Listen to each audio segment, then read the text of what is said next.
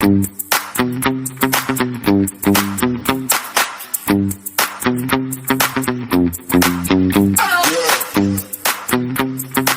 கருத்து நல்லவர்.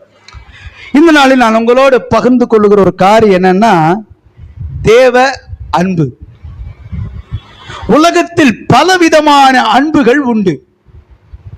ஆனா இன்றைக்கு நான் உங்களோட பேசுகிற ஒரு தேவ அன்பு. மிருகத்து அன்பு இருக்கு, தெரியுமா உங்களுக்கு?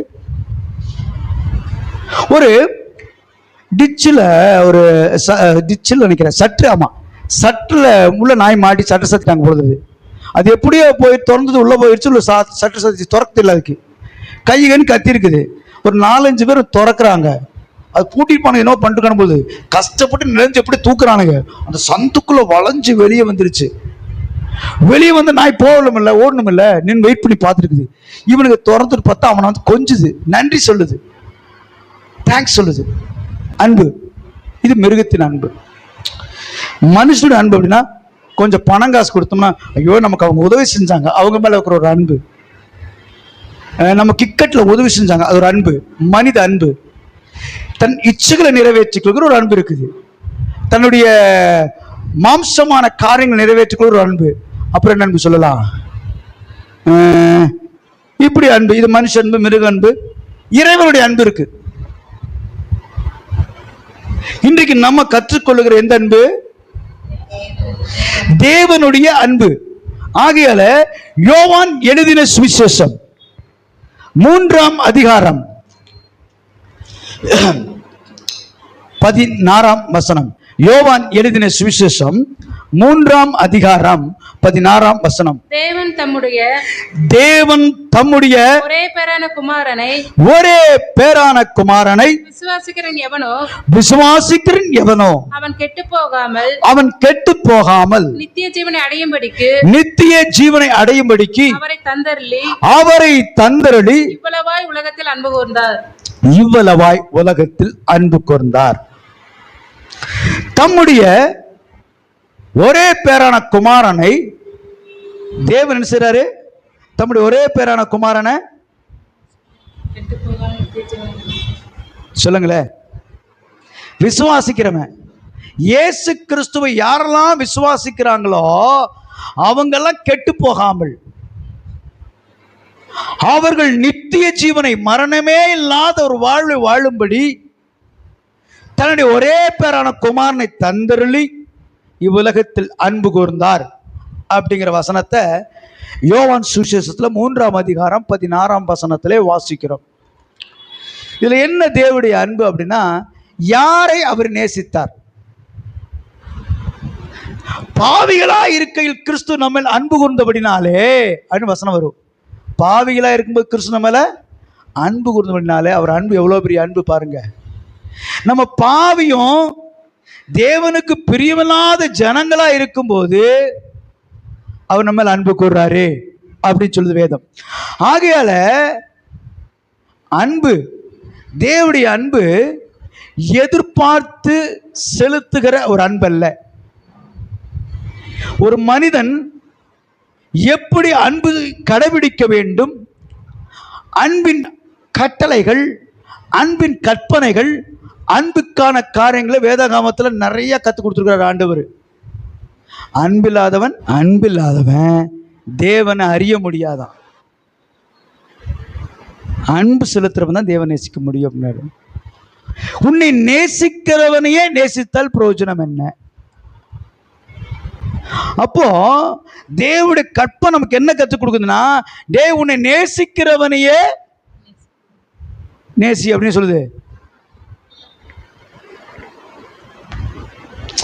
வேதாகமத்தை நன்றாய் வாசித்து உள்வாங்கணுமா. இன்னைக்கு நம்முடைய அன்பு, உதாரணத்துக்கு 2 ஃப்ரெண்டுங்க இருப்பாங்க. ஒரு ஃப்ரெண்டை தப்பா சொன்னா இன்னொரு ஃப்ரெண்டு கோபம் வரும். இல்லை தன்னை நேசிக்கிறவங்க யாரோ ஒருத்தர், ஆணோ பெண்ணோ, அவங்கள பற்றி பேசினா கோபம் வரும். சில அம்மா மேலே பாசமாக இருப்பான், அம்மா பற்றி பேசினா பையனுக்கு பிடிக்காது, அப்பா பற்றி பேசினா பிள்ளைக்கு பிடிக்காது. இப்படியெல்லாம் இருக்கும். ஒரு அன்புல தான் இன்னைக்கு பிரச்சனையே. ஒரு பூரண அன்பு பயத்தை புறம்பே தள்ளும். பூர்ண அன்பு. நீ எது மேல் நம்பிக்கை வைக்கிறியோ அந்த அன்பு என்ன செய்யும்? நம்மளை சரியான பாதை கொண்டு செல்வதற்கு பயத்தை புறம்பே தள்ளும் அப்படின்னு. அப்போ இன்றைக்கே நான் அன்பை குறித்து பேசுறேன் அப்படின்னா, உலகத்திலே அன்பு இல்லாத ஒண்ணுமே கிடையாது. அப்போ உயிருக்கிற எல்லாமே அன்பு செலுத்தும் அப்படிங்கிறது நம்ம அறிந்து கொள்ளுகிறோம். அன்பு என்பது உணர்வு பூர்வமான ஒரு காரியம். அது எது எதிர்பார்க்க. அதனால தான் கொரிந்தியருக்கு எழுதும்போது பவுல் சொல்றாரு, அன்பு சகலத்தையும் சகிக்கும், சகலத்தை நம்பும், சகலத்தை விசுவாசிக்கும், அன்புக்கு பொறாமையில், அன்பு தன்னை புகழாது, இருமாப்பா செய்யாது, தற்பொழிவினா, அப்படி ஒரு அதிகாரம் முழுவதும் நீ சகல வரத்தை உடையவனா இருந்த அன்பு ஒன்று. அந்த 13 அதிகாரம் அப்படியே ஃபுல்லா அன்பை போடுவார், போட்டு எழுதி வச்சிருப்பார் ஃபுல்லா கொரிந்தியர் பட்டணத்துக்கு. அப்போ இந்த அன்பை குறித்து தேவ அன்பு யாரை அந்த அன்பு செலுத்துகிறது? தேவ அன்பு என்ன? இந்த தேவ அன்பை நம்ம பெற்றுக்கொள்ள முடியுமா? அந்த தேவ அன்பு எப்படி நம்ம கிட்ட எதிர்பார்க்குது? தேவன் நம்ம அன்பு செலுத்தினார் எப்படி இருக்கும்போது? பாவியும் அசுத்தனும் தேவனுக்கு பிரியம் இல்லாம தேவன் நேசிக்காத போது அந்த அன்பு செலுத்துச்சா? இப்ப நம்ம ரட்சிக்கப்பட்டிருக்கிறோம் அப்படிங்கிறோம். எல்லா தெய்வங்களும் மனிதனால் உருவாக்கப்பட்டது. நம்முடைய தெய்வம் மட்டும்தான் மனிதனை உருவாக்கியது. எல்லா தெய்வத்தை உண்டாக்கி அதுக்கு ஒரு பேர் வைக்கிறான். ஆனா நம்மளை உண்டாக்கி நமக்கு ஒரு பேர் வச்சார். அவர் தான் நம்முடைய தெய்வம். அது நல்லா புரிஞ்சுக்கணும். இந்த தெய்வத்தின் காரியங்கள்ல அவர் அன்பு யாரை செலுத்துறாருன்னா, நல்லா கேளுங்க, இந்த வசனம் நல்ல மறுபடி படிக்கிற, தேவன் தம்முடைய ஒரே பேரான குமாரனை, யார் அவரு? இயேசு கிறிஸ்துவை விசுவாசிக்கிற கிறிஸ்தவனா எவனோ, அப்போ அவன் ஹிந்துவா இருக்கலாம், இஸ்லாமியர் இருக்கலாம், கடவுள் மறுப்பாளர் இருக்கலாம், யாரவனா இருக்கலாம், அவன் இயேசு இருக்கிறார் விசுவாசித்தா அவனுக்கு நித்திய ஜீவனை கொடுக்கும்படி விரும்புகிறார். அவன் நித்திய ஜீவன். அவன் இந்துவா கிறிஸ்தவ, நான் பரம்பரை கிறிஸ்தவ, எனக்கு தான் ஆண்டு பரல வந்துருவார். இல்லை இல்லை, அப்படிலாம் கிடையாது. நான் கரெக்டாக சந்தா செலுத்திடுவேன், கரெக்டாக நான் சர்ச்சில் போய் நம்பராக இருப்பேன், கரெக்டாக சர்ச் நடத்துவேன், அதெல்லாம் செல்லாது. தசமாவன் காணி அதெல்லாம் செலவே செல்லாது. அதெல்லாம் உன்னுடைய ஆசீர்வாதத்துக்கு நீ கொடுக்குற காரியம். அப்போ தேவன் எதை விரும்புகிறாரு அப்படின்னா, தேவன் நம்ம எப்படியாப்பட்ட பாத்திரமாக, எப்படியாப்பட்ட நபராக, எப்படியாப்பட்ட காரியத்தை நம்முடைய எதிர்பார்க்கிறார் தெரியுமா? வாசிப்போமா? மத்தேயு 10 அதிகாரம் 37 38 வசனம். பைபிள் இல்லையா? என்ன ரொம்ப முறைக்குது. தகப்பனையாவது தாயையாவது என்னிலும் அதிகமாய் நேசிக்கிறவன் எனக்கு பாத்திரன் அல்ல, மகனையாவது மகளையாவது என்னிலும் அதிகமாய் நேசிக்கிறவன் எனக்கு பாத்திரன் அல்ல. தன் சிலுவை எடுத்துக்கொண்டு என்னை பின்பற்றாதவன் எனக்கு பாத்திரன் அல்ல. யார் அவர் செலக்ட் பண்றாரு பாத்தீங்களா? ஆண்டவற்ற ஒரு காரியம் இருக்கு. இந்த லவ் இஸ் ட்ரூத் லவ்வா இருக்கணும், உண்மையான அன்பா இருக்கணும், கரைதரை இல்லாத அன்பா இருக்கணும். மனைவி எனக்கு மட்டும் சொந்தம், கணவன் எனக்கு மட்டும் சொந்தம். குடும்பத்தில் கணவன் மனைவிக்குள்ள ஒரு உடன்படிக்கை இருக்குது. அப்படி அதை விட்டு வெளியே போனால் அதுவே தவறான ஒரு வாழ்க்கை, தவறான ஒரு காரியமா இருக்குது. ஆனா வேதம் சொல்லுது, ஆண்டவருக்கு ஒரு பழக்கம் இருக்கு, என்னை விட அதிகமாக எவனையும் அதுல எந்த காம்ப்ரமைஸும் பண்ணிக்க மாட்டார், விட்டு கொடுக்க மாட்டார். என்னை விட நீ கணவனை நேசிக்கிறியா, மனைவி நேசிக்கிறியா, பிள்ளைய நேசிக்கிறியா, தாயை நேசிக்கிறியா, தகப்ப நேசிக்கிறியா, சகோதரன் நேசிக்கிறியா, அதெல்லாம் தேவை. என்ன நேசி ஃபர்ஸ்ட். இங்க செக் வைக்கிறாரு. எதுக்கு? நான் உனக்கு ஜீவனை கொடுத்தனல்ல, நீ எனக்கு மட்டும்தான் சொந்தம், நான் யாருக்கு விட்டு கொடுக்க மாட்டேன். அப்போ நீ கேட்கலாம், ஆண்டு என்ன பாஸ்டர், பெத்த பிள்ளைய நேசிக்க கூடாதா, கட்டின மனைவி நேசிக்க கூடாதா, பெத்த தாயை நேசிக்க கூடாதா? எவ்வளோ கொடுமையான தெய்வமா இருக்கிறாரு. அப்படின்னு தோன்றும். தோணுதா இல்லையா? தோணுதா? தோணும். பிரச்சனை வந்தால் நம்ம யாரை கூப்பிடுறோம்? ஏன்? கூப்பிடுங்க அப்பனை, கூப்பிடு தாயை, கூப்பிடு நண்பரை, கூப்பிடு பிள்ளைகளை, கூப்பிடு கணவனை. உயிர் போகும்போது யாரை கூப்பிடுற? ஏன்? இவள் எனக்கு மட்டுமே சொந்தம் என்று கணவன் நினைப்பது போல மணவாளனாகிய இயேசு மணவாட்டி எனக்கு மட்டும்தான் சொந்தம் அப்படிங்கிறார். அப்படின்னா என்ன அர்த்தம்னா, நீ உன் பிள்ளைகளை பார்க்கலும், கணவனை பார்க்கலும், மனைவியை பார்க்கலும், தாயை பார்க்கலும் அதிகமா நேசிக்கணும். யார? யார சொல்லுங்களேன். ஆண்டவரை நேசிக்கிறோமா? நம்ம தான் ஞாயிற்று சர்ச்சை விட்டு ஓடிடுமே உறவுகளுக்காக. ஓடிடுமா? என்ன பண்றோம்? ஐயோ என் உறவு என்ன நினைச்சுக்கும், ஆண்டவர் நினைச்சுக்குவான கவலைப்படலையே. ஆண்டவரை ஊறுகா மாதிரி வச்சிருக்கிறோம். எதுக்கு நினைக்கிறீங்க? நம்ம தொழிலுக்கு, நம்ம பணத்துக்கு, நம்முடைய வியாதிக்கு, நம்முடைய ஆசீர்வாதத்துக்கு அவரை தொட்டுக்கிறது. மிச்ச நேரமெல்லாம் ஒதுக்கி வச்சிருவோம். ஊறுகால பிரியாணி சாப்பிடும்போது சாப்பிடுவோம் ஊறுகாவை. ஊறுகாய் யாராவது பிரியாணி சாப்பிடும்போது ஊறுகாய் சாப்பிடுவாங்களா? எப்போ சாப்பிடுவாங்க? கஞ்சி குடிக்கும்போது, மோர் சாப்பாடு சாப்பிடும்போது அப்படி தானே ஊறுகாய் தொடுவாங்க. நமக்கு கஷ்டம் பிரச்சனை வந்தால் மட்டும் ஆண்டவரை தொட்டுக்கிறது. ஆண்டவரே ஆண்டவரே ஆண்டவரே.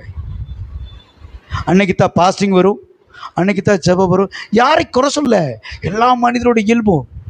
அப்போ நேசிப்பு, ஒரு முழுமையான நேசிப்பு இறைவனிடத்தில் நம்ம இடத்துல இருக்குதா? அங்க சொல்றாரு பாருங்க, தகப்பனையாவது. தகப்பன் தான் நம்மளை காப்பாத்துறவர், தாய் தான் பெற்றெடுத்தவள். என்னிலும் அதிகமாய் நேசிக்கிறவன் எனக்கு பாத்திரன் அல்ல. ஒருவேளை நமக்கு கொடுமையான தேவனா இருக்கு நினைக்கும். இல்ல, நல்லா சொல்லித்தரேன். உன் தாய் உன்னை பெற்றெடுக்கவில்லை என்றால் அவளுக்கு ஒரு பெயர் உண்டு. அவள் மலடி, பாக்கியவான் அல்ல. அவளை மலடியை பிழைத்தாச்சாக்கி சந்தோஷப்படுகிற கருத்துன்னு வேதம் சொல்லுகிறது. அப்போ இந்த சமுதாயத்தில் உனக்கு ஒரு வித்தை கொடுத்து, உனக்கு ஒரு ஆசீர்வாதத்தை கொடுத்து, உனக்கு சமுதாயத்தில் கனத்தை கொடுத்தது யாரு? இறைவன் அல்லவா? அநேகருக்கு குழந்தை பாக்கியம் இல்லை. சிலர் கண்ணீர் வெடிப்பாங்க, ஐயோ எனக்கு குழந்தை இல்லை அப்படின்னு சொல்லி எல்லா விதமான முயற்சிகளும் எடுப்பாங்க. டாக்டர்ஸ் போவாங்க, ட்ரீட்மெண்ட் போவாங்க, அப்புறம் கை வைத்தியம், இல்லை யாராவது கொடுக்குற ஆலோசனை, டாக்டர் கவுன்சிலிங் பண்ணுவாங்க. எப்படி குடும்ப வாழ்க்கை வாழ்ந்தால் குழந்தை பிறக்கும், சரீரத்தில் ஏதாவது வியாதி பலவீனம் இருக்கா, அப்படி பல விதமான ட்ரீட்மெண்ட் எடுப்பாங்க. குழந்தை யாரு கொடுப்பான்னு வேதம் சொல்லுது. அந்த வாசனை சொல்ல முடியுமா? பார்த்தீங்களா? பிள்ளைகள் கர்த்தரார் அருளும் ஈவு நன்கொடை மாதிரி கொடுக்கப்படுது. அப்ப அந்த குழந்தை யாருது? நீங்க எல்லாமே அவருடையவங்க. தாய் தேவனுடையவள், தகப்பன் தேவனுடையவள், பிள்ளை தேவனுடையவள், மனைவி தேவனுடையவள், எல்லாம் அவங்களுடையவங்க தான். முதலாவது தேவனுடைய ராஜ்யம். பார்த்தீங்களா? வசந்த் கொண்டு நிறுத்துறாரு. முதலாவது தேவனை தேடணும். ஒரு நாள் இயேசு கிறிஸ்து இந்த உலகத்தில் வாழ்ந்த போது சின்ன வயசு, ஒரு 13 வயசு இருக்கும். அவர் தேவாலயத்துக்கு போறாரு, பலி செலுத்தும்படி போறாங்க. வரும்போது அவர் எருசலேம் இருந்துட்டார். அவங்க தாய் தகப்பன் எல்லாம் அந்த பண்டிகை நாட்கள் இந்த பலியெல்லாம் செலுத்தி வரும்போது இயேசு கிறிஸ்து காணோம். அவங்க உற்றார் உறவினர் நண்பர்களை கேட்குறாங்க, பார்த்தா காணோம். தேடிட்டு மறுபடியும் எங்கே விட்டாங்களே எருசலேமுக்கே போகிறாங்க. பார்த்தா அவர் உட்கார்ந்து அந்த ரபிகளோடு போதவரோடு பேசி கொண்டிருக்கிறாரு. அவங்க போய் கேட்குறாங்க, ஏப்பா நீ இப்படி உட்காந்துட்டியாப்பா, எங்கள் மேலே உமக்கு நாங்கள் எவ்வளோ தேடுற அப்பா அம்மா தேடுற கவலை இல்லையா அப்படின்னு கேட்பாங்க. அவர் என் பிதாக்களுக்கு அடுத்த வேலையில் நான் இருக்கிறேன்பார். அப்படின்னு என்ன அர்த்தம்? கடவுள் வேலை செய்யறதுக்கு நான் ஆயத்தமாயிட்டேங்கிறார். இன்னைக்கு நம்ம கிறிஸ்துவ பிள்ளைகளை நம்ம எங்கே ஞாயிற்றுக்கிழமை வச்சு பையனை காணா, என் பையன் சர்ச்சில் தான் இருப்பான் அப்படின்னு யாராவது சொல்லுவாங்களா? ரட்சிக்கப்பட்டவங்க நிறைய பேர் சினிமா தேட்டரில் நிற்கிறாங்க. எவ்வளோ கேவலமாக இருக்குது தெரியுங்களா? விபச்சார கூடத்தில் உட்காந்துருக்குறாங்க. விபச்சாரோடு உனக்கு பங்கு உண்டு இருக்கிறத சொல்றாரு. அங்கவே உட்காந்துக்கிட்டு விசில் அடிச்சுட்டு கை தட்டவன உட்காந்துக்கிற. வேதம் சொல்லு, சங்கீதம் என்ன சொல்லுது? நீ பரியாசக்கார உட்காரத்துல உட்காராத. ஏன்னா அடுத்தவனை நக்கல் பண்ணி பரியாசம் பண்ற கூட்டம் அங்க இருக்குது. அடுத்தவனை அடிப்பான், கதாநாயகன் சிரிப்பானுங்க, வெளில அடிப்பான். இதெல்லாம் பார்க்கறது, இதெல்லாம் நம்மளும் சினிமா காலத்தில் பார்த்தவங்க தான், பார்க்கலன்னு சொல்ல. அப்போ நீ மனம் திரும்ப கேட்ட கண்ணு உண்டாகல, கர்த்தனுக்கு எல்லாம் செய்யணும். இன்னும் வேத வசனம் நமக்கு நல்லா பேச தெரியல, கேட்ட வேத வசனம் தெரியல, சத்தியம் சொல்ல தெரியல, ஜெபிக்க தெரியல, பைபிள் கேள்வி கேட்க தெரியல, அரசியல் தெரியுது நமக்கு. இன்றைக்கு தெரியுதா இல்லையா? அரசியல் பேசுறோம் மற்றவங்கிட்ட, அவனுடைய ஆப்போசிட் பார்ட்டிட்ட நம்முடைய கட்சி விளங்க பண்ணதுக்கு போராடுறவங்க கூட. உண்மையா இல்லையா?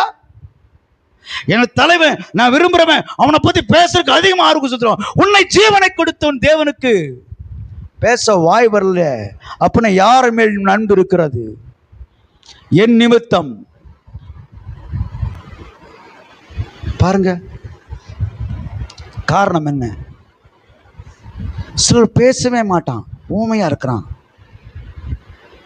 வானு கூப்பிட மாட்டானுங்க, சாப்பிடுன்னு சொல்ல மாட்டான், பேச மாட்டான். ஆனா அரசியல் பேசுனா, மற்ற காரியங்கள் பேசுனா, அவன் சார்ந்த நடிகரை பத்தி பேசிட்டா அவனுக்கு எங்கிருந்து எனர்ஜி வருதுன்னே தெரியல. லவ், அது ஒரு அன்பு. நான் சொல்றது புரியுதா? உலகத்தின் மேல் அன்பு. வேதம் சொல்லு, ஒருவன் உலகத்திலும் உலகத்தில் உள்ளவைகளும் அன்பு கூர்ந்தால் அவனுக்கு என்னுடைய அன்பு இல்லைங்கிறாரு. பாத்தீங்களா? அப்ப நம்ம யார் மேல அன்பு வச்சிருக்கிறோம்? தேவனை விட. உன் தேவனுக்கு தூக்கி எறிய முடியுமா? அது கர்த்தர் அந்த காலவெளியில் உங்களோட கேட்டுக்கொண்டிருக்கிறார். இனிமேல் நான் அதை பார்க்க மாட்டேன், இதுவே நான் செய்ய மாட்டேன். அன்றைக்கு நான் ஒருத்தர் பேசும்போது சொன்னாங்க, ரட்சிக்கப்பட்ட பிள்ளைக்கு சினிமா தேட்டர் இருக்குது, முதல் ஷோ பார்க்குது, டிக்கெட் கொடுத்து, கன்வென்ஷன் கொடுத்துக்கு நேரம் இல்லை, குழந்தை அழுகும், சினிமா தேட்டரில் அழுகாதா? முதல் நாள் சினிமா தேட்டரில் உட்கார, நீ ஞாயிற்றுக்கிழமை சர்ச்சுக்கு சரியானது உட்காரையா? ஆரம்பத்துக்கு முன்பாக போய் விடுற. இன்னைக்கு அநேக கிறிஸ்தவர்கள், தேவ பிள்ளைகளே, வெக்கங்கட்ட பொழப்பா இருக்கு, வேதனையா இருக்கு, அவமானமா இருக்கு. பரலோகம் உன்னை கண்டு மகிழ்ச்சி அடையுமா? தேவன் விரும்பாத இடத்தில் நீ அங்க இருக்கிறன்னா உன் உடன்படிக்கை அந்நிய நகத்தோடு, அந்நிய காரியத்தோடு.